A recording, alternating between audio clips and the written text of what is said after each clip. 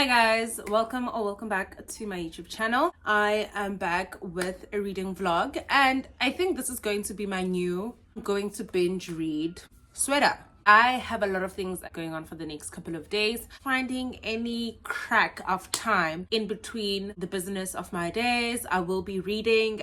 I do have a very ambitious TBR. If you did watch my last reading vlog when I was reading on the weekend, I did not finish In Every Mirror She's Black by Lola. I want to finish that in this reading vlog. I'm currently on page 303, so I have about 100 pages. One of the challenges that I do have for myself is reading a book and finishing it, like starting it in this reading vlog and finishing it in this reading vlog. And I've already started this one. I'm on like page 9. There's a map, guys. It's a historical fiction about Nigeria, which Biafra in Nigeria. And I think we're going to be following Ijeoma, who is a girl who I think moves out of home at some point. And I think something bad is going to happen to her dad. I'm not sure. Already, I'm nervous. Or like a lot of people said that I will love this book. So I'm so excited to read this book.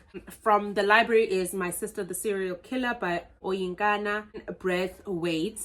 It's just going to be interesting to read. That's all I know. This girl's sister, she kills her boyfriends and she starts dating this other guy who the sister likes, and she's trying to protect the guy. Well, she's in between. She doesn't really know who to protect and who to kind of like, you know. This is also on the TBR. And last but definitely not least is Stay With Me by Ayobami Adebayo. This one didn't tell me anything. I also don't know. So this is going to be a surprise. And I hope it will be a pleasant one. It's giving African lit. It's giving I'm rooting for everybody black. I love it when that happens. I love it when that happens. Without further ado, let's get right into this reading vlog.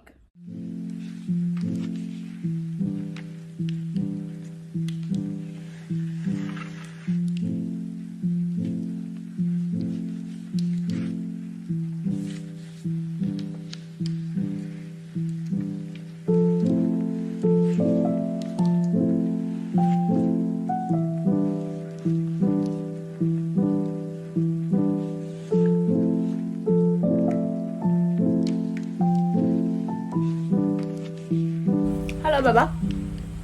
Ngiyaphila njani? Ungizamela phaqqa phela mfethu.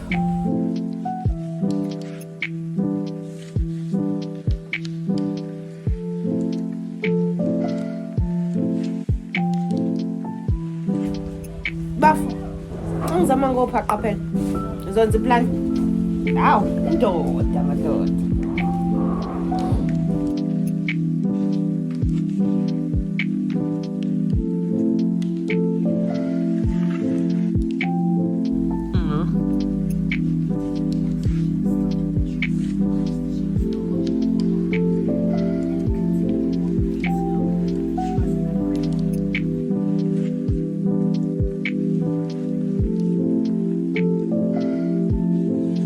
Hi guys, so I have finished In Every Mirror She Is Black. I absolutely loved this book. Okay, this is a pleasant surprise, and even the ending is like so amazing. If you didn't watch my last reading vlog where I was reading this book, basically it follows 3 POVs of these black women in a Swedish country, or in Sweden. They're interconnected by this one white man. It follows their lives and how they got to Sweden. The book has given us like different perspective of being in different places as a black woman and how it is and how you are treated. But overall, they have the same experiences. I truly understand this little quote basically that is here in front of this book.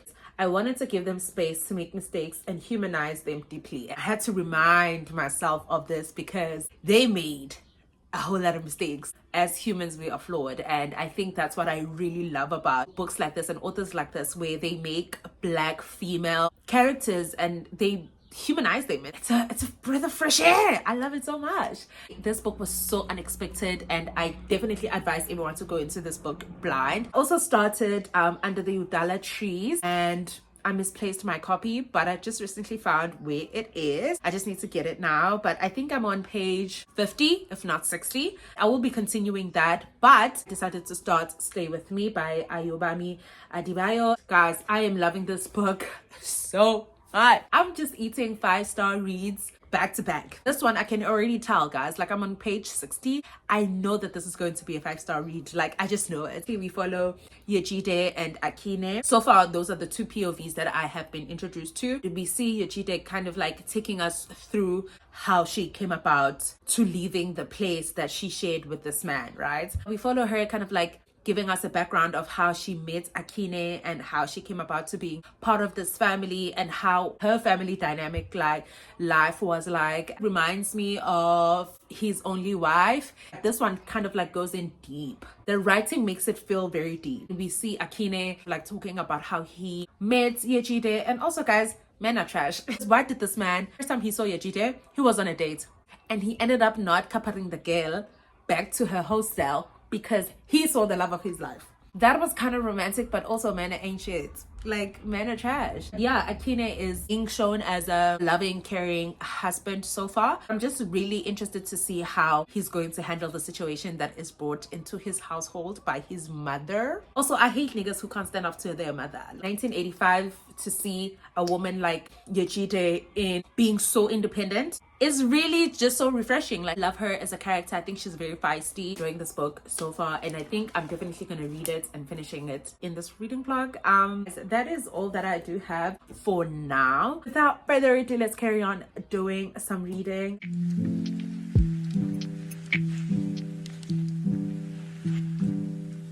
Still here, but there's a particular scene here and that really intrigued me.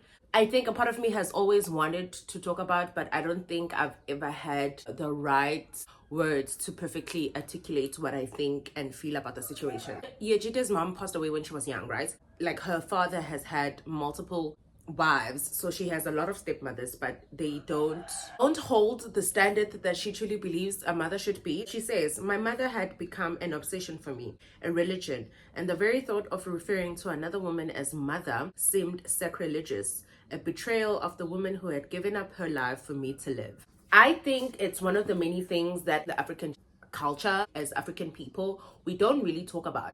Older people stuck on the fact that respect is very important, which I truly believe. Like, as children, you should give respect to your elders.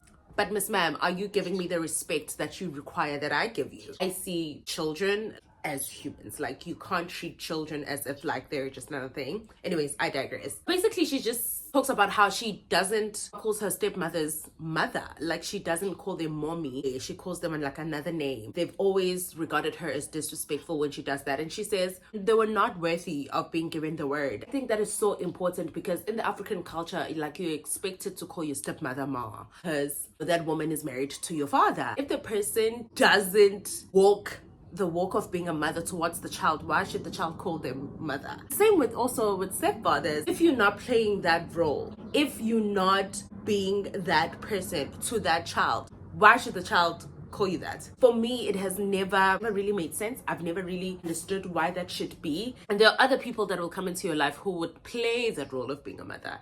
You would feel that motherly love, and you will call them mother. And I think it's such an interesting conversation that is woven here. It's not been part of the story, it's not been part of the entire plot of the book, but I just love how African authors, but more especially Nigerian authors, are able to put in like these multiple conversations that we can have that are very much not spoken about in our culture. They're able to put them in these stories in a way that makes you pause and think and just like, that is very interesting, or I relate to that. In this particular scene, I relate to so much, in as much as children have their own ideas of who parents should be like or what it feels to have a parent. And they know, even though they don't have the right words to articulate, but they know, they feel it. If you do not give them that feeling, obviously they won't feel the need to say it. And yeah, I think it's just great, beautiful talent writing. Let me get to reading.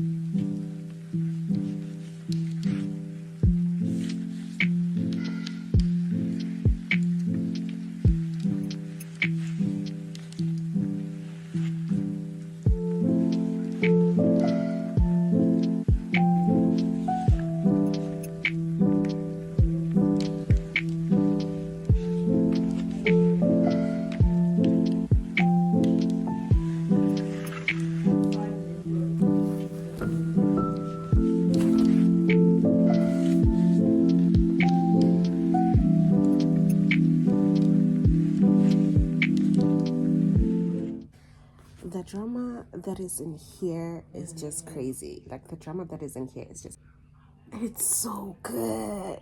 Like it's so good. If the child is alive, I'll be really mad.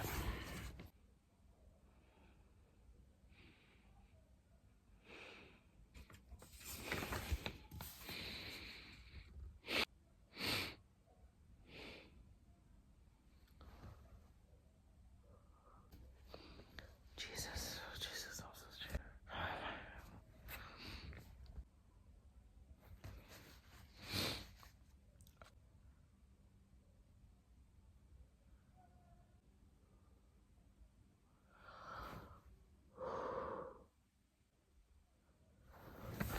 Oh God.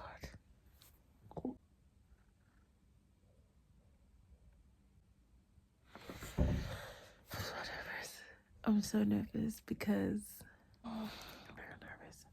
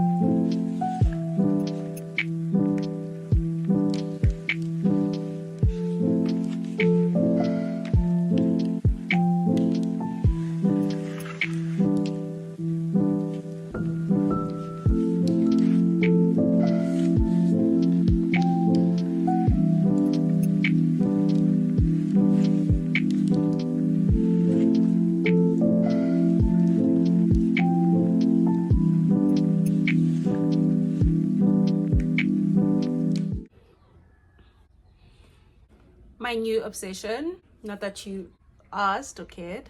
Guys, it's been a couple of days since I actually finished Stay With Me by Ayobami Adebayo. Before I even get into it, right, I just want to state that this vlog was taken a period of like a couple of days. Like I had breaks in between the days that I had, right? Initially wanted to do this for 7 days, but because the way life is set up, I can't do it. One day I will do it. I just can't do it as yet. For now, I failed at the week challenge, but also I think I misplaced my copy of Under the Udala Trees, and that kind of put me off. That I've read 2 books and kind of like in the beginning stages of other 2 books, so that's not bad. I just finished 1 book, which was also a goal of mine. I finished In Every Mirror She's Black, and then I started obviously Under the Udala Trees, and I left it at about like, I think I left it at like 51 pages. And I started Stay With Me and finished it. Started here, finished it, proud of myself. Let's talk about Stay With Me. This book, we follow my two POVs, Yejide and Akine. They are husband and wife and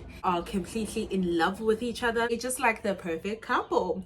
Only they can't conceive. They can't have children. It has become such a family matter. They both come from polygamous families.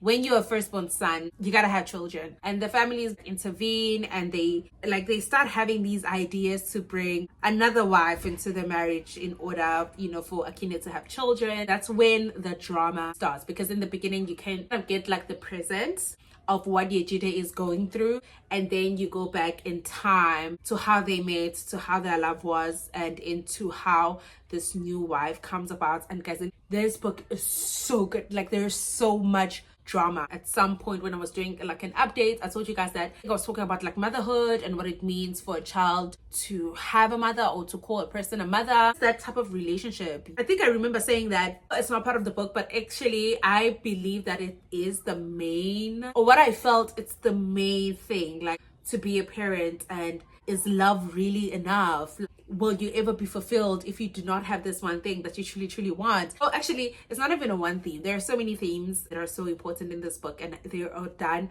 equally well. Just so beautiful to see them go through a journey of growing and doing every single thing to basically get this child. The loss and the betrayal inside the marriage, the lies, and it's just like, can love truly be enough? There is a quote that I definitely love that I just want to share with you guys. There are things even love can't do. If the burden is too much and stays too long, even love bends, cracks, come close to breaking, and sometimes does break. But even when it is in 1,000 pieces around your feet, that doesn't mean it's no longer love. And this basically sums up the relationship between Akine and Yejide. The ending of this book, what Akine felt, like it left me just wondering. I'm not one to like loose ends. Just how it ended was just so fulfilling, but so like it lagged also at the same time. Like, it left me wanting more. Take you time to get into it, and you go through so many things, guys. And it does take over a span of time, like in their relationship. It's like, this book is beautiful. It broke my heart. I cried, especially towards the end. It's like, I think the last 50 pages really got to me. Like, I didn't notice it had been such a build up that when I did reach the last 50 pages, I just broke down. I absolutely love this book. It's definitely a 5-star, and I called it. That is all for this video. I really do hope that you did enjoy this video. If you haven't, please don't forget to hit the subscribe button, hit the little bell to get notified every single time your homegirl posts a video. Thank you guys so much for watching, and I'll see you guys in the next one. Mwah. Bye.